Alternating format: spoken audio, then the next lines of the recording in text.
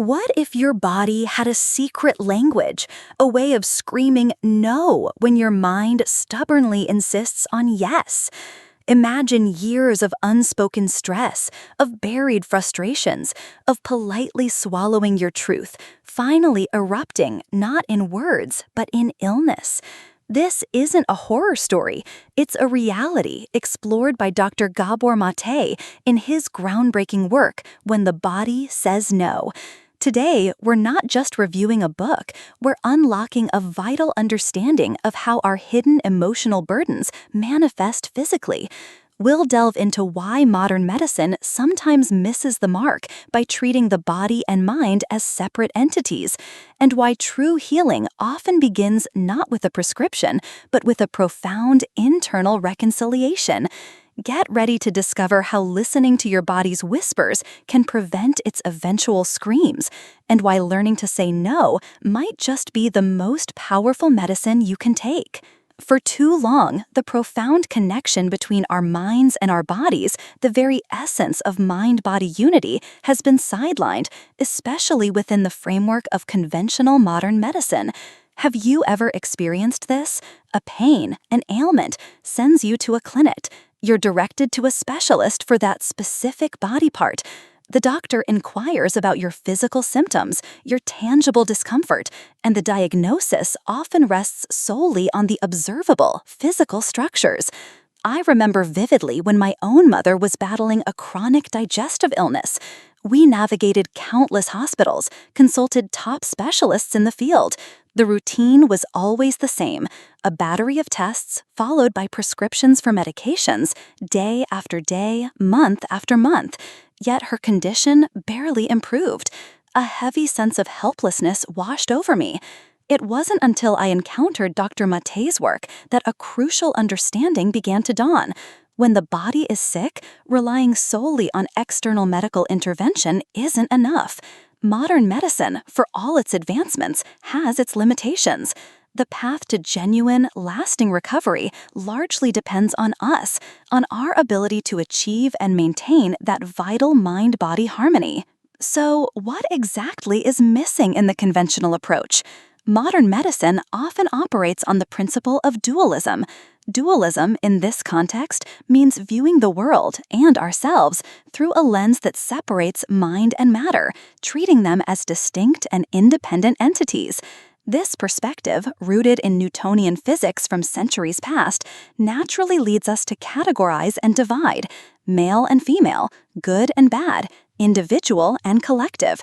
In medicine, this translates to a separation of body and mind, or soma and psyche. Most treatments focus on the physical structure, on the chemical and biological changes within the body, in an attempt to understand the relationship between the physical organism and its diseases. Furthermore, the more specialized a physician becomes, the deeper their knowledge of a specific organ or a particular set of diseases, but often the narrower their overall perspective. The advantage of this specialized approach is undeniable. It allows for rapid, targeted interventions based on intricate knowledge of the body's complex systems. It can alleviate symptoms quickly and effectively in many acute situations. However, it often fails to address the root causes of many chronic conditions because it loses sight of the whole person. Doctors rarely have the time or the framework to consider the patient as an integrated being, to delve into their emotional landscape, their life experiences, their work, their relationships, their hidden stresses.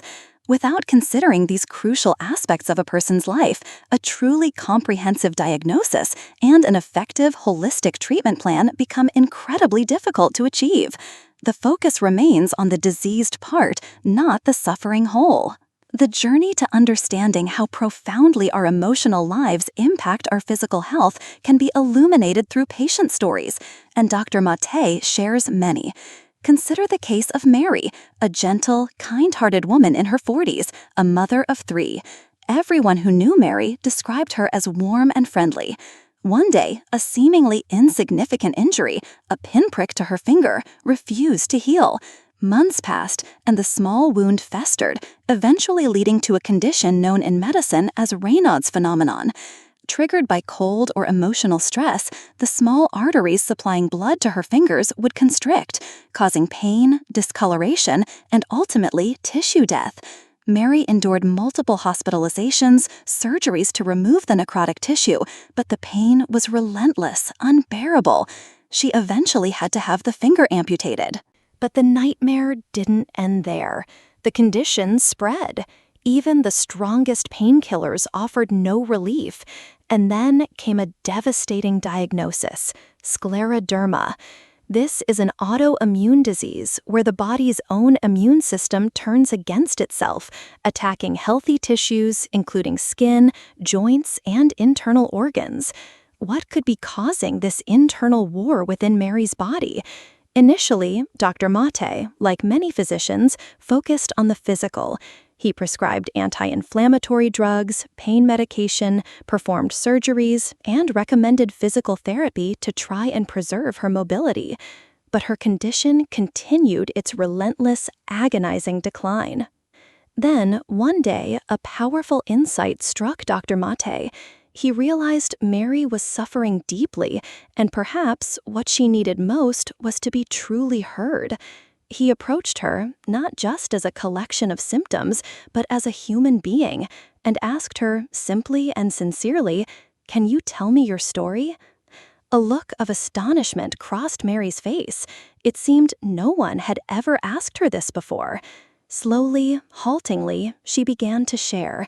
She had been abandoned by her birth parents as a child, shuffled through various foster homes, and had endured abuse and neglect. A vivid childhood memory haunted her. Herself, a 7-year-old girl, huddled in an upstairs room, clutching her younger sister, while downstairs her drunken foster father raged, his anger a constant threat, often erupting into physical violence against them. When asked if she had been terrified, if she had ever spoken of these horrors, she replied sadly, "I was the oldest. If I was scared, who would protect everyone else? I just had to swallow all my feelings, tell no one." For decades, Mary had pretended to forget these traumatic experiences. She never shared these deep-seated emotions, not even with her husband of 20 years, not even, in a way, with herself. She had always felt an immense responsibility, first for her sister, then for her husband and children. Even as her illness ravaged her body, she couldn't bring herself to truly focus on her own needs, her own pain. Mary's devastating illness, it became clear, was deeply intertwined with a lifetime of invisible, unexpressed pressure, of emotions locked away. When the mind and body are not in harmony, when we cannot face our own internal pressures or say no to what continues to cause us distress, the body often takes over. Dr. Maté realized that Mary's body was doing what her psyche could not. It was screaming no. It was expressing the unbearable pain and trauma that her conscious mind had suppressed for so long. Long-term, unresolved emotional stress, when it reaches a certain threshold, can manifest as physical illness and can even drive the progression of existing diseases. The sad truth is, many of us are like Mary. We hide our pressures, swallow our suffering, often to protect others, to avoid worrying them. But if we look deeper, this suppression is also a form of self-protection, driven by fear, by a need to maintain a certain image, even to ourselves. This is how we unwittingly transform stress into sickness. Dr. Maté delved further, seeking to understand this connection from a physiological perspective. Stress isn't just a vague feeling. It's a complex cascade of physical and chemical reactions in the body. Think back to our ancient ancestors.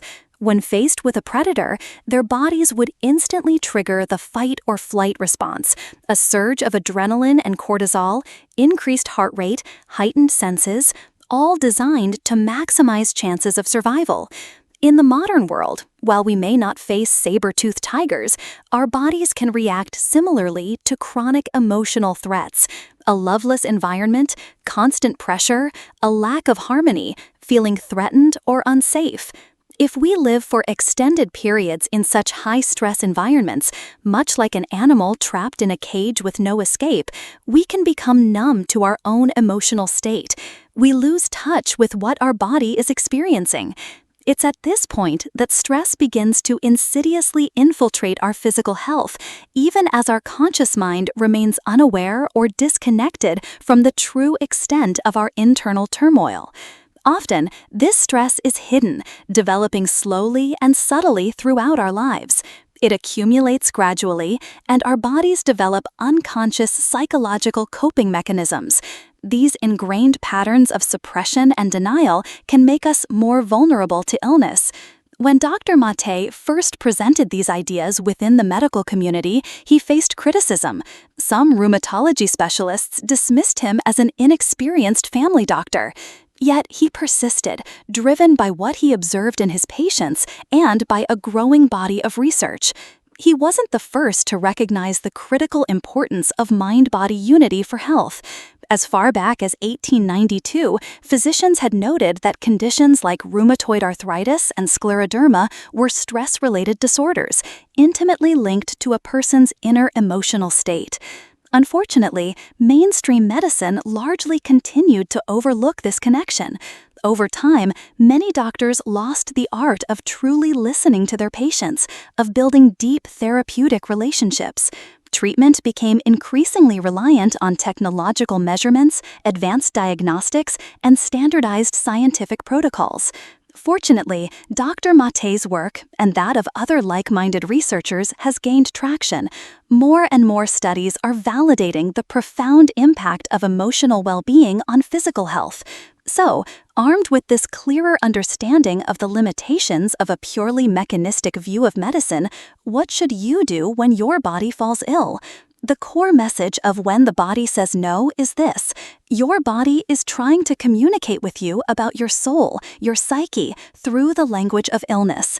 Body and soul are one. When the soul is troubled, the body knows. You may not consciously recognize what is harming you, or you may be unable to articulate the deepest truths of your inner world, who you are, what fears you're hiding from. In these moments, your body will send out warning signals. Therefore, you must cherish this mind-body unity. Listen to your body. Seek ways to heal your soul. If you are ill, alongside availing yourself of the best that modern medicine has to offer, the most powerful path to healing begins with tending to your emotional well-being, confronting your inner world, and rediscovering your true self. So, how do we embark on this journey of self-healing?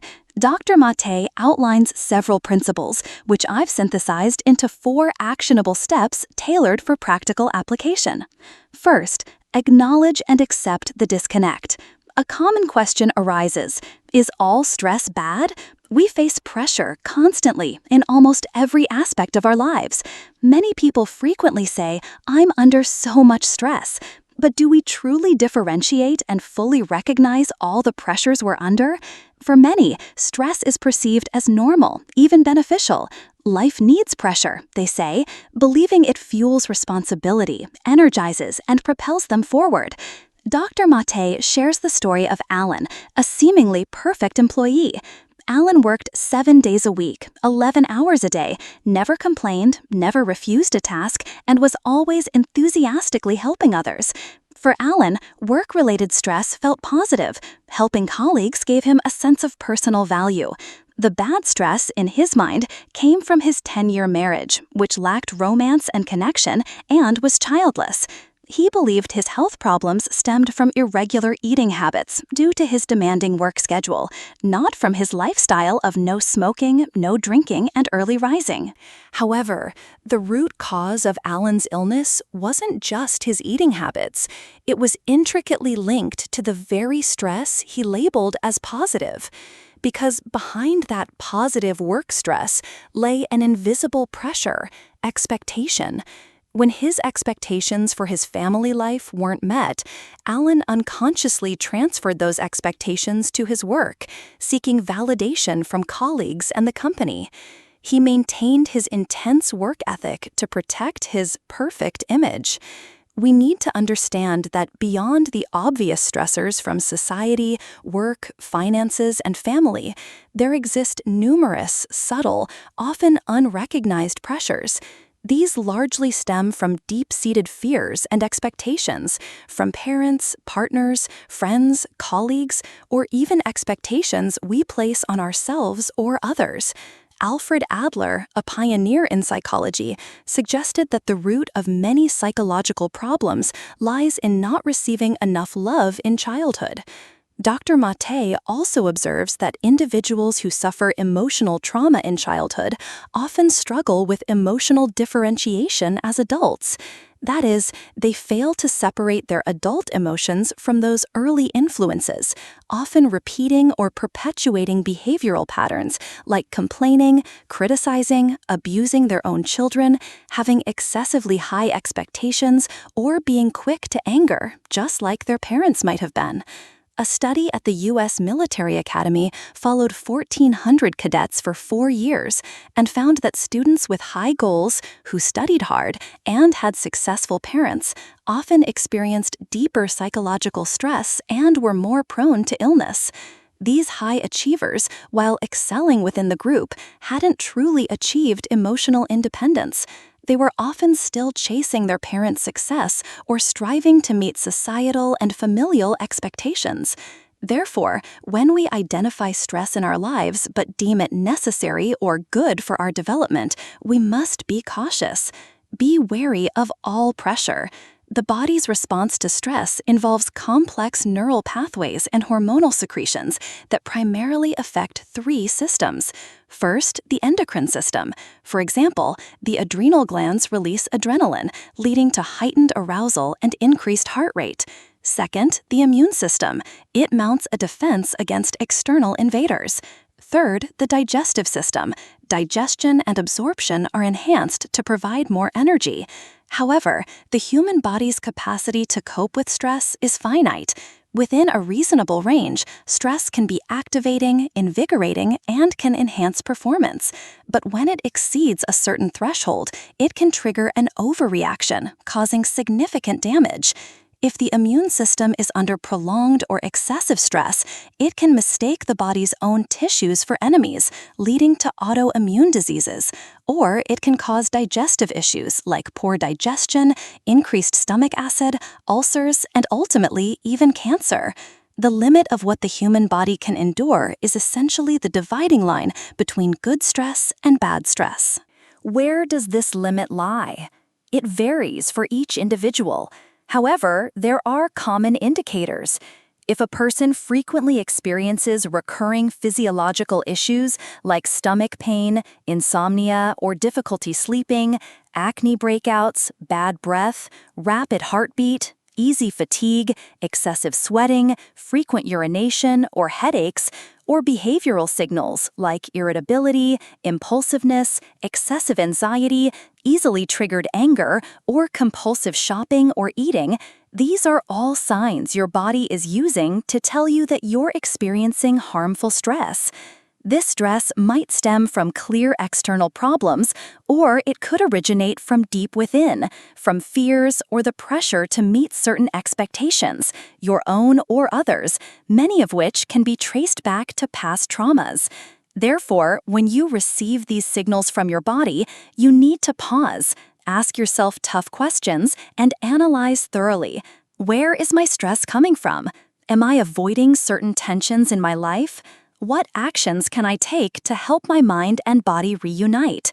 Some people will tell themselves, when stress comes, I must overcome it. I cannot be defeated. This is actually a flawed mindset. From a psychological perspective, stress isn't meant to be overcome, nor does it simply vanish. It requires us to release and resolve it from within. Those who try to conquer stress are, in reality, rejecting their current state, unwilling to face their inner anxiety, often numbing themselves. The more you do this, the more stress accumulates, eventually impacting your health. So, when pressure appears, we must truly feel it from the heart and accept that we are in a stressed state. Dr. Maté also points out several common, erroneous thought patterns that severely hinder our ability to recognize existing stress. First, I didn't try hard enough, so it didn't work out well. Therefore, I must try harder. Second, I have to be involved in and control everything, otherwise I won't feel at ease. Third, I must be responsible for everyone around me. I don't want them to feel disappointed. Once we can accept that we are under pressure and that our mind and body are not in sync, this awareness paves the way for the second step. Step 2 is to allow yourself healthy anger and reclaim autonomy.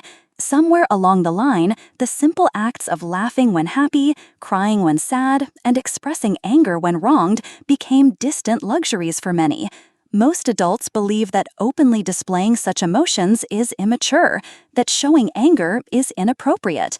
But anger in itself is not inherently bad. Physiologically, it can be a positive emotion. It can boost metabolism, heighten emotional arousal, and increase focus.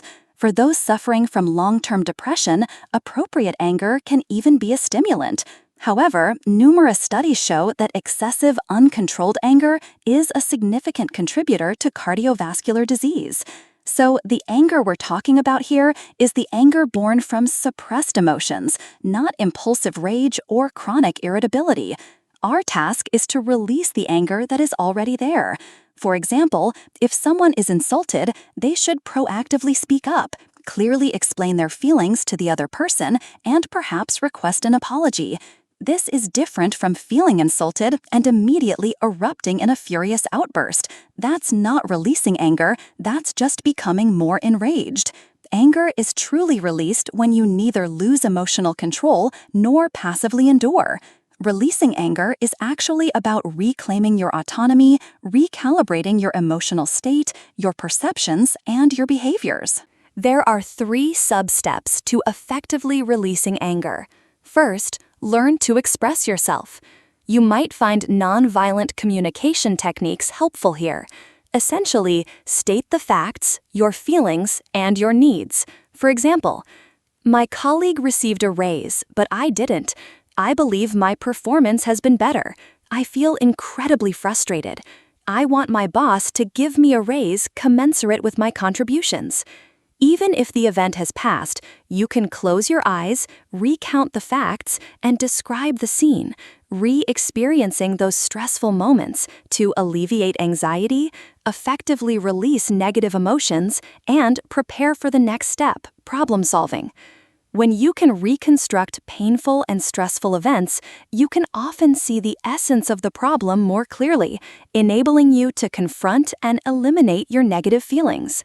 Finally, the third sub-step is to take responsibility for the outcome.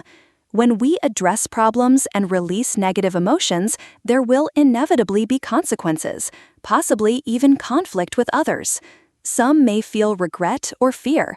However, Dr. Maté reminds us that compared to suppressing and shutting down emotions, allowing them to be expressed is a more beneficial choice for both our physical and mental well-being. After you can acknowledge and outwardly express the emotions stemming from stress and pressure, thereby truly reclaiming your autonomy, the next point in healing is to find genuine connection. Step 3 is to rediscover true attachment. Ultimately, as human beings, we need attachment. Attachment is our connection to the world, the emotional bond linking us to family, loved ones, friends, and those around us. Yet, many people feel that when they suppress their emotions, they also lose this sense of connection.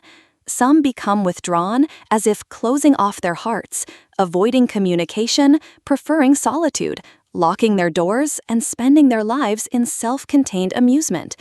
Others gradually forget themselves, their joys and sorrows becoming entirely dependent on others.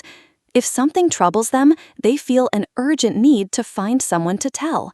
Both scenarios are manifestations of emotional disconnection. When a person suppresses their heart, they also tend to lose the ability to perceive others' emotions, leading to feelings of emotional isolation. In such circumstances, individuals might choose to withdraw further, ceasing interaction, or they might continually demand from others, hoping for constant emotional support. Neither of these is true connection.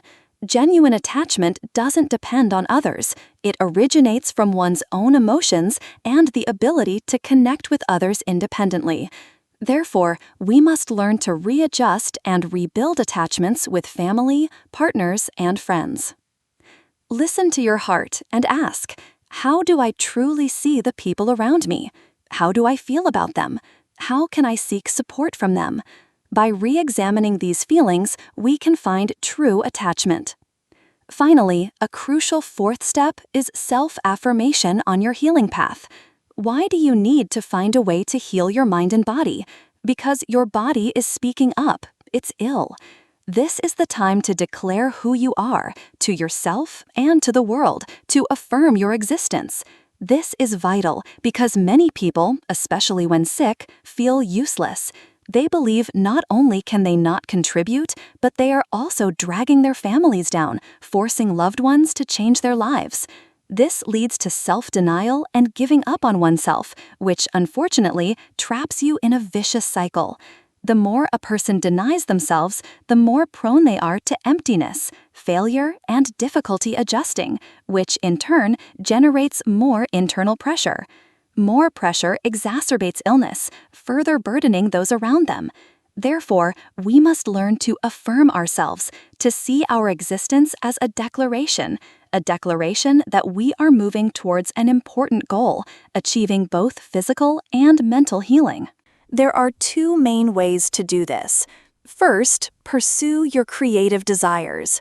This creativity doesn't necessarily have to be related to your career, family, or daily life. For example, Dr. Maté, when ill, found writing to be a creative outlet. This hobby was unrelated to his profession, but he found great comfort and a sense of creation in it, an embodiment of vitality. Of course, many others find similar release and stress reduction in hobbies like painting, cooking, gardening, knitting, crafting, or photography. Another way is to reflect on your connection to life. Think about how we experience pain, but also how we can feel our connection to the world, to the people around us, and to the things within our reach. Introspectively examining every detail that reflects our connection to life is an incredibly effective way to heal. When facing difficulties, we can think more about how to solve the current problem. In such circumstances, people often realize that pain and sorrow, no matter how intense, are temporary. They will eventually pass. Looking forward is the normal state of life. These are the core insights from When the Body Says No. What is your body telling you? Listen closely, dear friend. After exploring many different books, you might notice a recurring theme in my discussions. Two incredibly important words regarding your body and soul. For the body, it's balance. For the soul, it's achieving unity. Balancing your diet and nutrition, balancing sleep, rest, and exercise, connecting with nature, getting sunlight, these are the best ways to treat your body. Regarding unity, I truly hope you can learn to unify your inner and outer self, to live authentically, eliminating internal conflicts. And now we need another layer of unity, ensuring the complete integration of body and mind. You'll find that self-healing is essentially learning to manage stress with autonomy, learning to say no to external pressures by mastering your psychological state, and no longer being the good, quiet, withdrawn person or the impulsively angry one. Confront your inner world. Discover who you are. Why do you have these stresses? What are your illnesses trying to tell you? If you dare to make choices and act on them, your body will naturally find its way back to health. May we all cherish this precious unity of body and mind. Thank you so much for listening. If you found this video helpful, please share it with those who might need to hear this message. Don't forget to leave your thoughts and reflections in the comments section below. Support this channel with a like, hit that subscribe button, and turn on the notification bell so you don't miss out on new videos released every week. Thank you once again, and I look forward to seeing you in the next video.